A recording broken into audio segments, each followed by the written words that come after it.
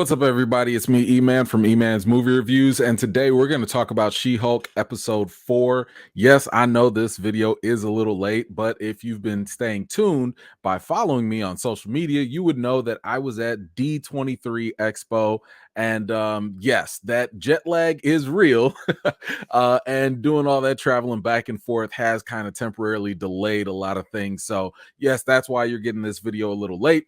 And I'm pretty sure you've already watched all the different theories and stuff like that on episode 4. And I'm just gonna hopefully maybe bring something a little bit different, with my interpretation of this episode. But without further ado, let's jump into episode 4 and talk about what happened.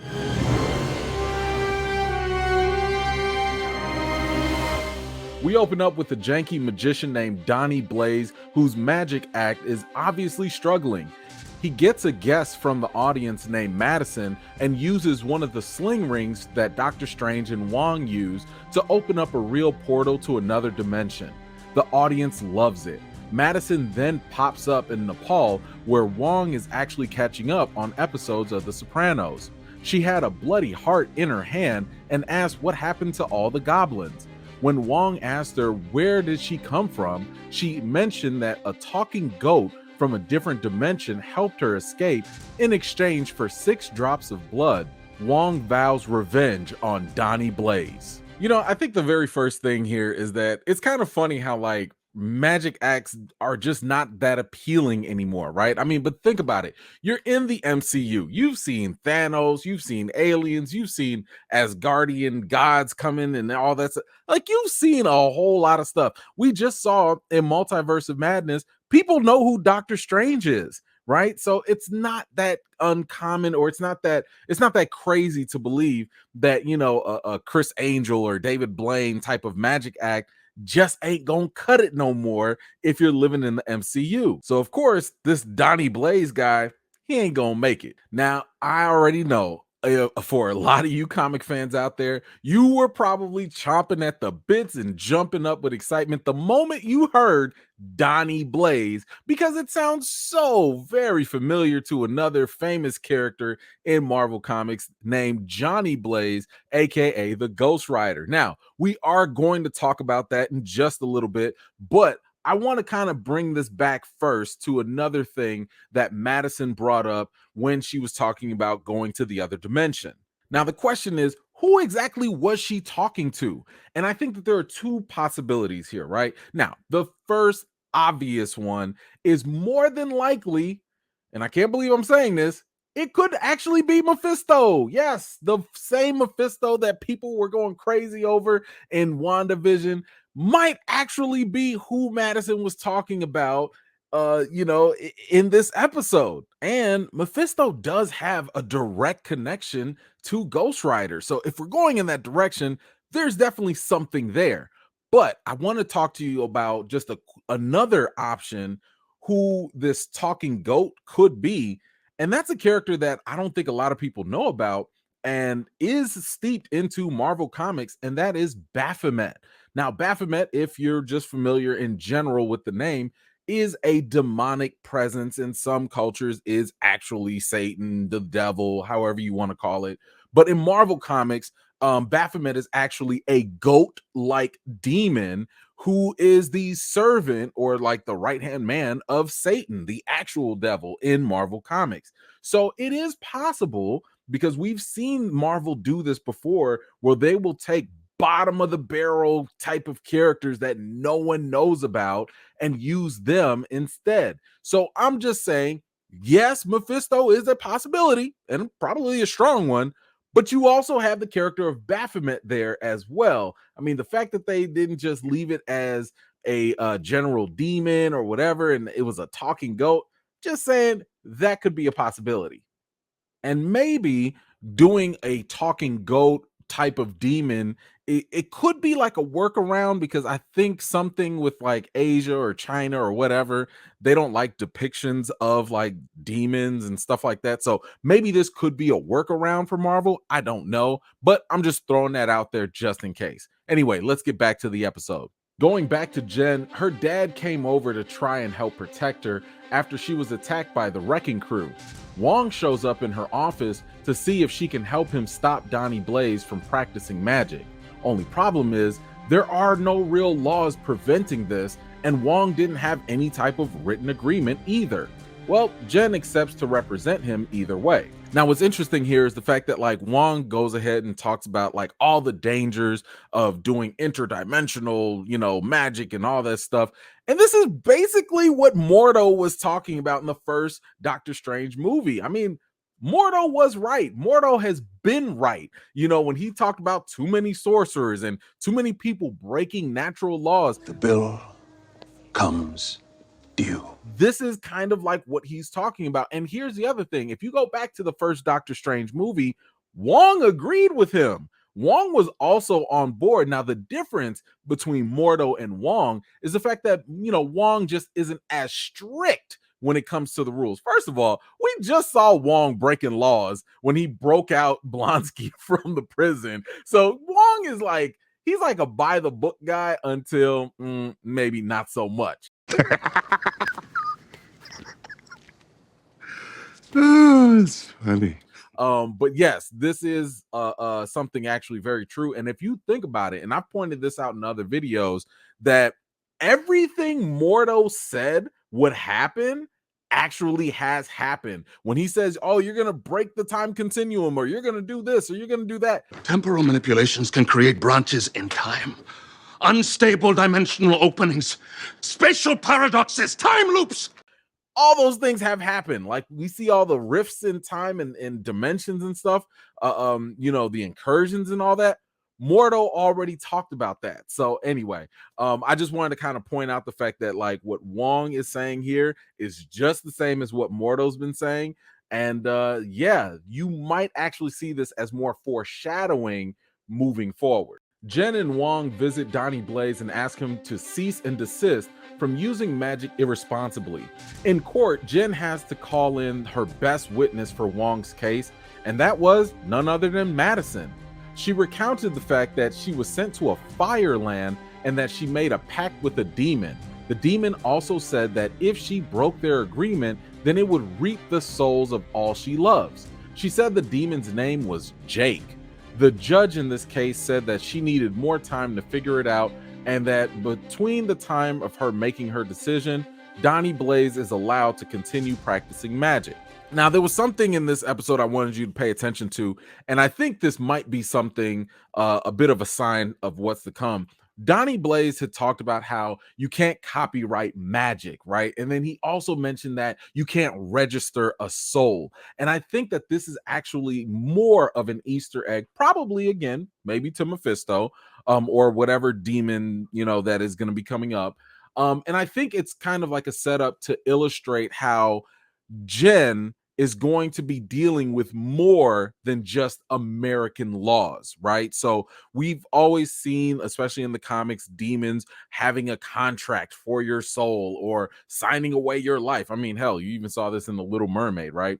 But like these contractual agreements are things that, are held in laws in other dimensions, right? So we just saw also in Loki that the TVA has a different set of laws that they go by and that they abide by. So I'm thinking that what we just saw here, whether it's like American laws or demonic laws or other dimensional laws, I think that this is really more of a setup for Jen to play a role later on. I mean, even in the comics, she was like a lawyer in the TVA, so don't be surprised if we see Jen coming up and representing different people, maybe heroes, villains, or whatever, and just operating in different levels of law in the future. Now, kind of going back to Mephisto, Madison might have actually given us another clue as well. Now, she did say that like the whole contract thing, obviously, and the whole blood and all that. So that sounds obvious. That sounds very, very much like a Mephisto type of thing.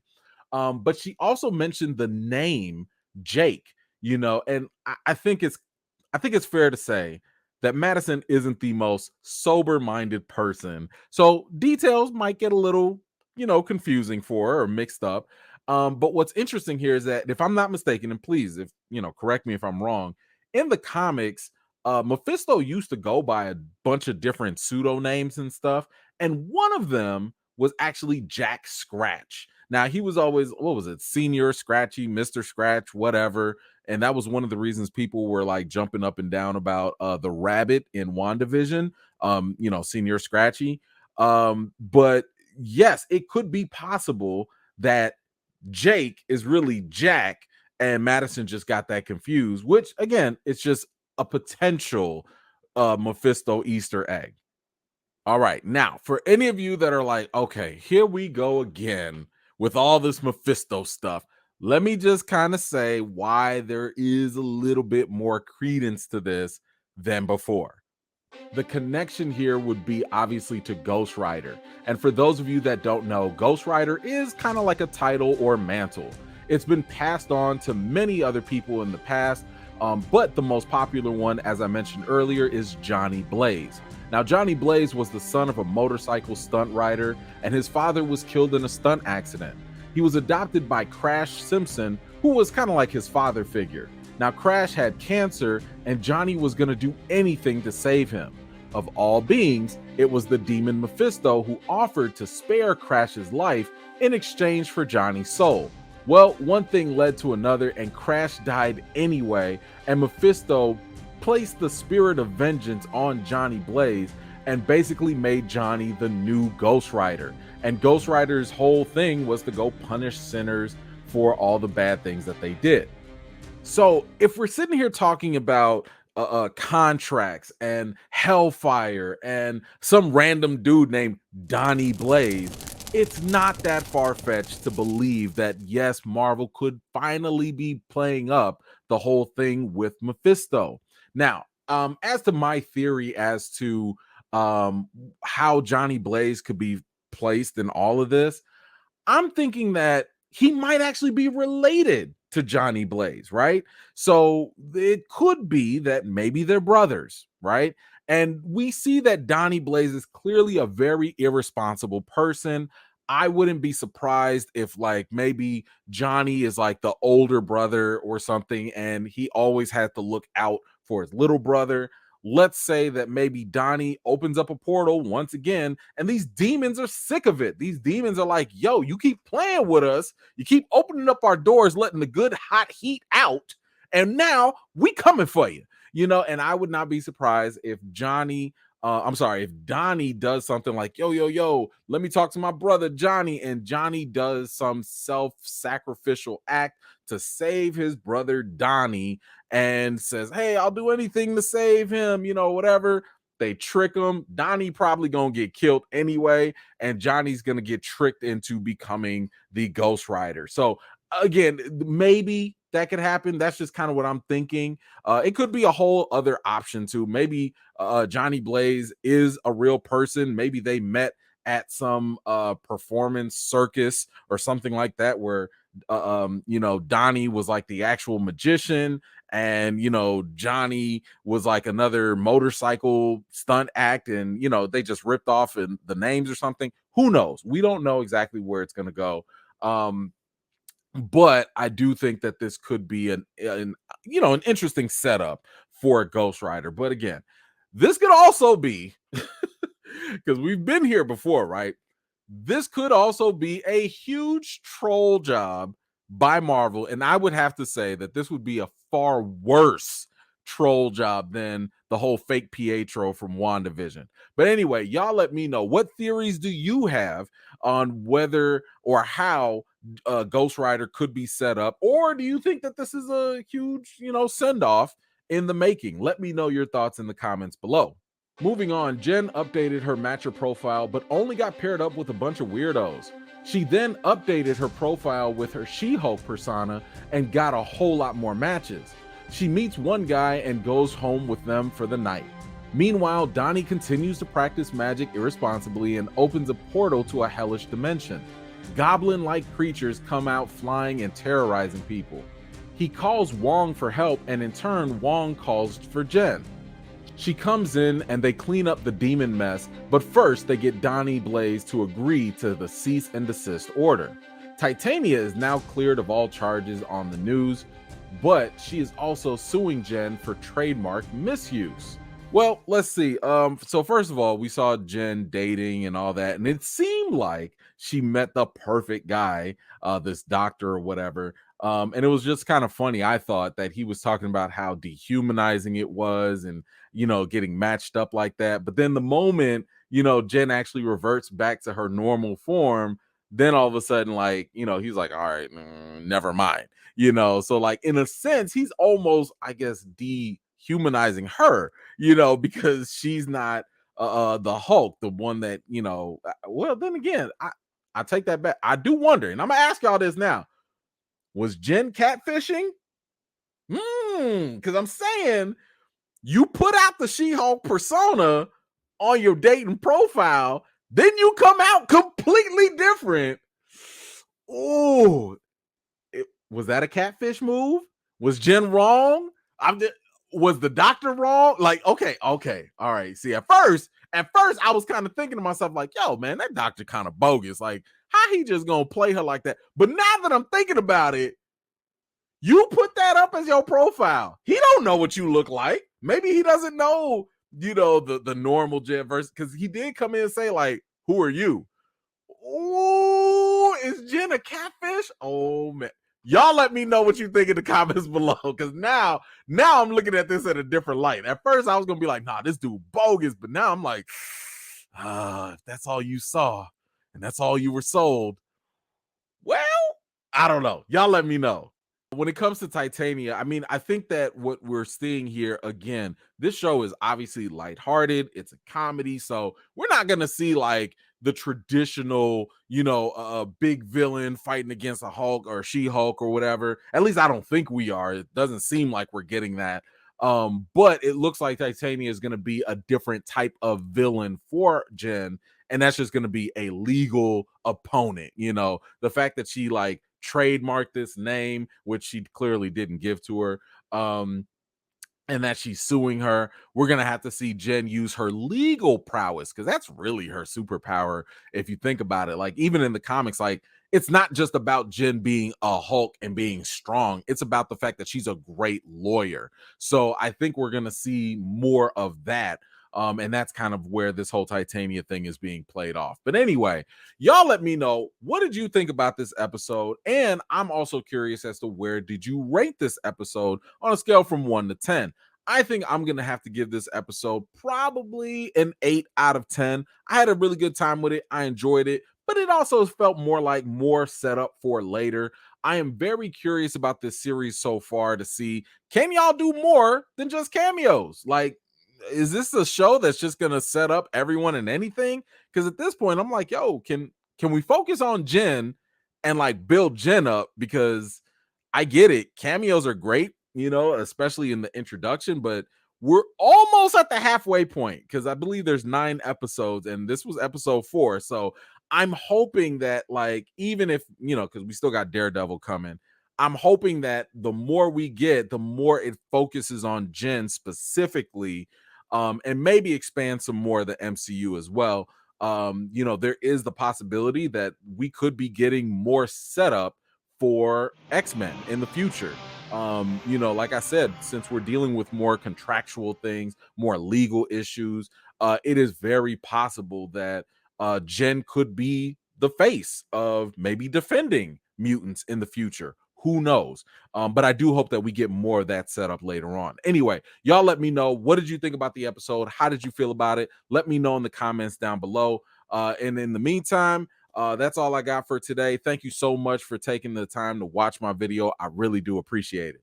If you're new here and you like what you see, don't forget to like this video, subscribe, and don't forget to hit that bell so you don't miss out the next time I drop a video. I've got more videos and reviews to do for you all, and until next time, I'll see you all later.